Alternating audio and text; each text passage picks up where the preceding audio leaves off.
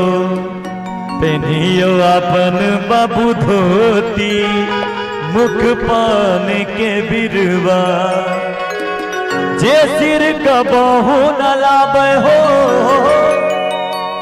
जे सिर कबहू न लावे बेटी लबाबे सिरवा। एही रे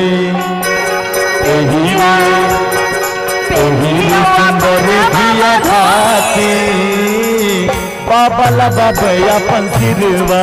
एही रे सुंदर धिया कारण बाबा लबाबे अपन सिरवा।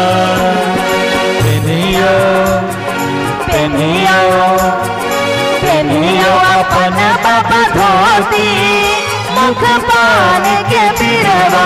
पेनियो अपन बाबा धोती मुख पान के बिरवा। करुण समाधि से मिलाना मुख पान के बिरवा। जे सिर का बाहू न लावे हो, जे सिर का बाहू न लावे बेटी लबाबे सिरवा। एही रे सुंदर धिया कारण बाबा लबाबे अपन सिरवा। एही रे सुंदर धिया कारण बाबा लबाबे अपन सिरवा।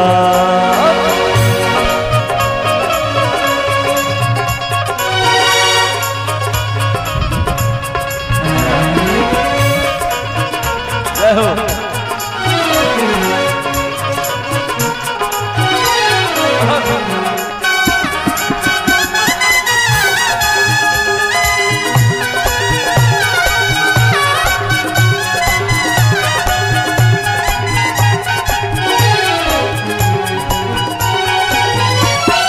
पेनू चाचा अपन धोती, पेनू चाचा अपन कुरुता मुख पान के बिरवा। पेनियो अपन चाचा कुरुता मुख पान के बिरवा। करुण समाधि से मिलना मुख पान के बिरवा। जे सिर कबाहू न लावे हो, जे सिर कबाहू न लावे चाचा लबाबे अपन सिरवा। यही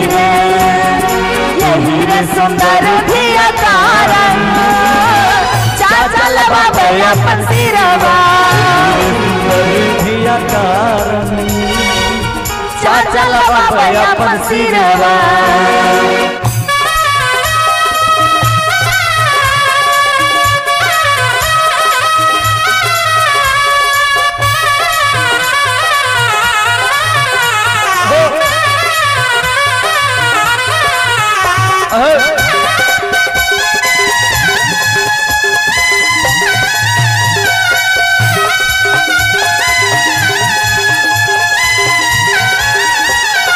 तेनू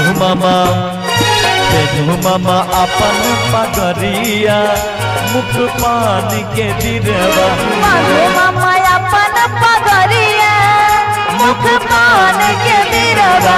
करुण समाधि से मिलाना मुख पान के बिरवा। जे सिर का बाहू न लावे हो, जे सिर का बाहू न लावे बेटी लबाबे सिरवा। यही रे सुंदर धिया कारण मामा लबाबे अपन सिरवा।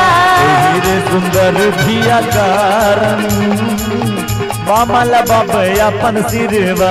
एही रे सुंदर धिया कारण बाबा लबाबे अपन सिरवा।